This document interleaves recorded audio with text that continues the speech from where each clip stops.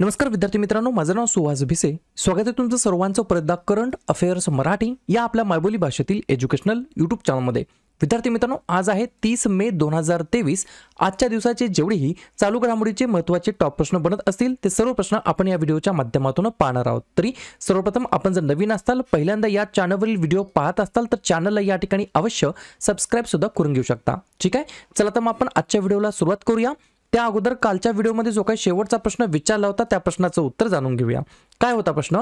भारताचा कोणत्या देशासोबत द्विपक्षीय व्यायाम समुद्र शक्ती हा जो काही व्यायाम आहे तो या ठिकाणी झालेला आहे? तर बऱ्याच विद्यार्थी मित्रांनी अगदी योग्य उत्तर टाईप करून सांगितलं आहे. पर्याय क्रमांक बी इंडोनेशिया हे या प्रश्नाचं योग्य उत्तर असणार आहे.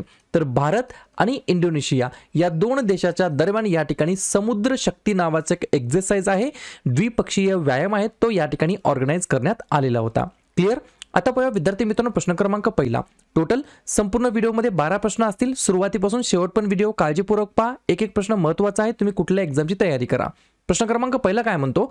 मुंबई उच्च न्यायालयाचे नवीन मुख्य न्यायाधीश म्हणून कोणाची नियुक्ती करण्यात आलेली आहे? प्रश्न क्रमांक पहिल्याचं योग्य उत्तर आहे पर्याय क्रमांक डी, रमेश धानुका असं त्यांचं नाव आहे. ते या ठिकाणी बॉम्बे हायकोर्टचे नवीन चीफ जस्टिस म्हणून त्यांची नियुक्ती करण्यात आलेली आहे. पुढच्या महिन्यापासून ते या ठिकाणी नियुक्त म्हणून या ठिकाणी होणार आहे. ठीक आहे, मुंबई हायकोर्ट बद्दल बोलण्यात आलं. मग याच्या अगोदरचे जे काही मुख्य न्यायाधीश होते त्यांचं नाव काय होतं? तर संजय व्ही गंगापूरवाला असं त्यांचं नाव होतं. नवीन मुख्य न्यायाधीशांबद्दल बोलण्यात आलं. तर मग मागील काही आठवड्यांमध्ये महिन्यांमध्ये जे काही महत्त्वाचे उच्च न्यायालय आहेत आणि त्यांचे जे काही मुख्य न्यायाधीश आहेत त्याच्यावरती चर्चा करूया. अलाहाबाद हायकोर्टचे आहेत प्रीतिंकर दिवाकर, आंध्र प्रदेशचे आहेत प्रशांत कुमार मिश्रा, बॉम्बे हायकोर्ट म्हणजेच मुंबई उच्च न्यायालयाचे नवीन आता होणार आहेत रमेश धानुका, कलकत्ताचे आहेत टी.एच. शिवाग्नम, छत्तीसगडचे आहेत रमेश सिन्हा, दिल्लीचे आहेत सतीश चंद्र शर्मा, गुजरातचे आहेत सोनिया गोकानी, हिमाचल प्रदेशचे आहेत साबिना, कर्नाटकचे आहेत प्रसन्ना बी वराळे, पटनाचे आहेत के विनोद चंद्रन, उत्तराखंडचे आहेत विपिन संघी, जम्मू काश्मीर आणि लद्दाखचे आहेत एन कोटेश्वर सिंग आणि मद्रासचे आहेत संजय व्ही गंगापूरवाला. पुढचा प्रश्न, प्रश्न क्रमांक दुसरा, महत्त्वाचा प्रश्न हा विचारला जाऊ शकतो. नवीन जे काही पार्लिमेंट या ठिकाणी झालेलं आहे उद्घाटन, नवीन संसद भवन, याच्या उद्घाटनाच्या वेळी किती रुपयांचे नाणे प्रसिद्ध करण्यात आलेले आहेत? तर फोटोच्या माध्यमातून तुम्हाला लगेच लक्षात राहील. 2 नंबरच्या प्रश्नाचं योग्य उत्तर आहे पर्याय क्रमांक सी, 75 रुपयाचं नाणं या ठिकाणी विद्यार्थी मित्रांनो पब्लिश करण्यात आलेलं आहे नवीन संसद भवनाच्या उद्घाटनाच्या वेळी. आता ही जी काही बिल्डिंग आहे, ही जी काही वास्तू आहे, याच्यावरती सेपरेट व्हिडिओ पाहिजे असेल तर नक्की कमेंट करून सांगा. आणि IPL 2023 पुरुषांचं हेही या ठिकाणी संपलेलं आहे, त्याच्यावरती सुद्धा व्हिडिओ पाहिजे असेल तर नक्की कमेंट करून सांगू शकता. ठीक आहे, आता ही जी काही न्यू पार्लिमेंट आहे याच्याबद्दल काही महत्त्वाचे पॉईंट्स आहेत ते लिहून घ्या. 28 मे 2023 रोजी पूर्णपणे या ठिकाणी बांधकाम कंप्लीट झालेलं आहे. 862 कोटी रुपये खर्च आलेला आहे हे सगळं बांधायला. जवळपास याची जी काही हाईट आहे ती आहे 39.6 मीटर. वास्तू विशारद म्हणजेच आर्किटेक्चर कोण होते? तर बिमल पटेल असं त्यांचं नाव आहे. मुख्य कॉन्ट्रॅक्टर, मेन कॉन्ट्रॅक्टर कोण होते? तर टाटा प्रोजेक्ट लिमिटेडकडे होतं हे कॉन्ट्रॅक्ट. आसन क्षमता किती आहे? तर टोटल 1272 सीट्स आहेत. याच्यामध्ये लोकसभेच्या कक्षेमध्ये 888 सीट्स आहेत आणि राज्यसभेच्या कक्षेमध्ये 384 सीट्स आहेत. पुढचा प्रश्न, प्रश्न क्रमांक तिसरा, खालीलपैकी कोणत्या देशामध्ये भोतो जत्रा उत्सव साजरा केला जातो? पहा या ठिकाणी भोतो जत्रा उत्सव. तर 3 नंबरच्या प्रश्नाचं योग्य उत्तर आहे पर्याय क्रमांक बी, नेपाळ हे या प्रश्नाचं योग्य उत्तर असणार आहे. तर नेपाळ या देशाच्या अंतर्गत भोतो जत्रा उत्सव या ठिकाणी साजरा केला जातो. बऱ्याच वेळेला वेगवेगळ्या देशांमधील उत्सवाबद्दल प्रश्न विचारला जातो, परंतु 99% या ठिकाणी भारतातील जे काही फेस्टिवल्स असतात, उत्सव असतात, महोत्सव असतात त्याच्यावरती प्रश्न विचारले जातात. जसं की ज्योतिर्गमय महोत्सव, ईशान मंथन महोत्सव नवी दिल्ली या ठिकाणचे आहेत, आंबा महोत्सव ब्रुसेल बेल्जियम या ठिकाणी साजरा करण्यात आला, शीतल षष्ठी महोत्सव, नुखाई जुहार महोत्सव ओडिसा, उरुका महोत्सव, बैखो महोत्सव आणि मोंगिट उत्सव आसाम, गान नगाई उत्सव, शिरुई लिली महोत्सव, संगाई महोत्सव आणि याशो अंग सण मणिपूरमध्ये, लव्हेंडर उत्सव, हेरत महोत्सव, सिंथन स्नो उत्सव जम्मू काश्मीरमध्ये, जल्लीकट्टू महोत्सव तमिळनाडूमध्ये, माघी मेळा सण महोत्सव पंजाबमध्ये, वार्षिक गंगासागर मेळा महोत्सव पश्चिम बंगालमध्ये, काळा घोडा महोत्सव महाराष्ट्रामध्ये, त्रिशूर, ओणम, विशू, अत्तुकल, तेयाम, गुरुवायूर हे सर्व महोत्सव होतात केरळ राज्यामध्ये. या सर्व गोष्टी ऑलरेडी एक्झामला विचारण्यात आलेल्या आहेत. पुढचा प्रश्न प्रश्न क्रमांक 4 2023च्या शेवटपर्यंत कोणत्या राज्याने त्या राज्यातून AFSP1 नावाचा कायदा आहे, लॉ आहे, तो काढून टाकण्याची लक्ष्य या ठिकाणी ठेवलेलं आहे, म्हणजेच एम या ठिकाणी ठेवलेला आहे त्या राज्याने. चौथ्या नंबरच्या प्रश्नाचं योग्य उत्तर आहे पर्याय क्रमांक ए फॉर आसाम हे या प्रश्नाचं योग्य उत्तर असणार आहे. लक्षात ठेवा कायद्याचं नाव सुद्धा ए पासून सुरू आहे आणि राज्याचं नाव सुद्धा ए पासून सुरू आहे. अशा प्रकारे तुम्ही लिंक करून ही गोष्ट तुम्ही लक्षात ठेवू शकता. या ठिकाणी जर तुम्हाला असं विचारलं हे जे काय AFSP आहे याचा फुल फॉर्म काय आहे तर लिहून घ्या armed forces special power act. हे काय सांगतं तर हा एक संसदीय कायदा आहे जो भारतीय सशस्त्र दलांना आणि राज्यांना आणि निमलष्करी दलांना डिस्टर्ब्ड एरियाज म्हणून वर्गीकृत करून या भागामध्ये विशेष अधिकार प्रदान करतो. अशा प्रकारचा हा एक ऍक्ट आहे, कायदा आहे, तो या ठिकाणी 2023च्या एंडिंग पर्यंत काढून टाकण्याचं या ठिकाणी लक्ष ठेवलेलं आहे आसाम राज्याने.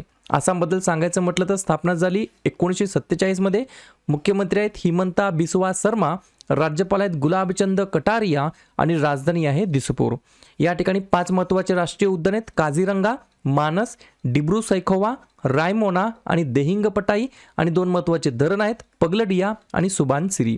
पुढचा प्रश्न प्रश्न क्रमांक 5 सुदर्शन शक्ती 2023 हा व्यायाम कोठे आयोजित करण्यात आलेला होता. 5व्या नंबरच्या प्रश्नाचं योग्य उत्तर आहे पर्याय क्रमांक डी राजस्थान. या ठिकाणी विद्यार्थी मित्रांनो सुदर्शन शक्ती नावाचा एक एक्सरसाइज आहे, व्यायाम आहे, तो या ठिकाणी आयोजित करण्यात आलेला होता. एक पॉइंट लिहून घ्या भारतीय लष्कराच्या सप्तशक्ती कमांडद्वारे हा या ठिकाणी आयोजित करण्यात आला होता. एक्झाममध्ये बऱ्याच वेळेला असं तुम्हाला डायरेक्टली विचारलं जाऊ शकतं की भारतीय लष्कराच्या द्वारे कोणकोणते व्यायाम आयोजित करण्यात आलं. जसं की आपण आत्ताच पाहिलं सुदर्शन शक्ती, याच्या अगोदर गेल्या आठवड्यामध्ये जल राहत व्यायाम, त्याच्या अगोदर बुलंद भारत व्यायाम. क्लिअर. या ठिकाणी मग राजस्थानमध्ये हा जो काही व्यायाम आहे सुदर्शन शक्ती 2023 हा या ठिकाणी ऑर्गनाइज करण्यात आला होता. मग वेगवेगळ्या देशांसोबत जे काही भारताचे व्यायाम होतात, एक्सरसाइज होतात, त्याच्यावरती आपण चर्चा करूया. जसं की ऑस्ट्रा हिंद सराव आहे ऑस्ट्रेलिया सोबत, वीर गार्डियन सराव आहे जपान सोबत, सूर्य किरण आहे नेपाळ सोबत, युद्धाभ्यास तारकश सराव आहे अमेरिका सोबत, गरुडा शक्ती समुद्र शक्ती आहे इंडोनेशिया सोबत, डस्टलिक सराव आहे उझबेकिस्तान सोबत, फ्रिंजेक्स व्यायाम आहे फ्रान्स देशासोबत. त्यानंतर इंद्र अविया इंद्र नौदल आहे रशिया सोबत, अजय योद्धा कोंकण इंद्रधनुष कोंकण शक्ती आहे UK सोबत, बाल्टॉप्स आणि स्विफ्ट रिस्पॉन्स हे 2 सराव आहेत नाटो देशांतर्गत, मोसी 2 आहे रशिया आणि चीन दरम्यान, सायक्लोन 1 आहे इजिप्त देशासोबत, नसीम अल बहर आहे ओमान देशासोबत आणि अग्नियोद्धा आहे सिंगापूर देशासोबत. पुढचा प्रश्न प्रश्न क्रमांक 6 बहुतेक मागच्या गल्लीमध्ये थोडासा फटाक्याचा आवाज येत आहे, काही हरकत नाही, अभ्यासाकडे आणि व्हिडिओकडे तुम्ही काळजीपूर्वक लक्ष द्या.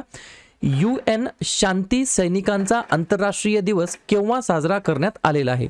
6व्या नंबरच्या प्रश्नाचं योग्य उत्तर आहे पर्याय क्रमांक सी 29 मेला दरवर्षी या ठिकाणी UN शांती सैनिकाचा आंतरराष्ट्रीय दिवस म्हणून आपण साजरा करत असतो. तुम्हाला जर 2023 ची थीम विचारते लिहून घ्या पीस बिगिन्स विथ मी, अशा प्रकारची थीम आहे 2023 साठी. ठीक आहे, 3-4 पॉइंट लिहून घ्या. आता मग 29 मे 1948 रोजी पहिल्या UN शांतता मोहिमेची स्थापना झाली होती. या ठिकाणी UN युनायटेड नेशन्स बद्दल बोलण्यात आलं, तर त्यांच्याबद्दल काही महत्त्वाचे पॉइंट्स आहेत ते लिहून घ्या. UN ची स्थापना झाली 24 ऑक्टोबर 1945 ला. मुख्यालय आहे न्यूयॉर्क अमेरिका. या ठिकाणी सध्याचे जे काही सेक्रेटरी जनरल आहेत त्यांचं नाव आहे अँटोनिया गुटेरस जे की पोर्तुगालचे आहेत. डेप्युटी सेक्रेटरी जनरल आहेत अमिना जे मोहम्मद जे की नायजेरियाचे आहेत. आणि जे काही मेंबर कंट्रीज आहेत टोटल आहेत 193 UN देशाच्या अंतर्गत किंवा UN ऑर्गनायझेशनचे जे काही मेंबर कंट्रीज आहेत ते आहेत टोटल 193 देश. या ठिकाणी पाहूया पुढचा प्रश्न प्रश्न क्रमांक 7 जागतिक पाचक आरोग्य दिवस केव्हा साजरा करण्यात आलेला आहे. तर हा सुद्धा दिवस या ठिकाणी कालच म्हणजेच 29 मेला दरवर्षी जागतिक पाचक आरोग्य दिवस म्हणून आपण साजरा करतो. तुम्हाला जर 2023 ची थीम विचारली तर लगेच लिहून घ्या your digestive health a healthy gut from the start. अशा प्रकारची थीम आहे 2023 साठी जागतिक पाचक आरोग्य दिवसाची, जो असतो 29 मेला.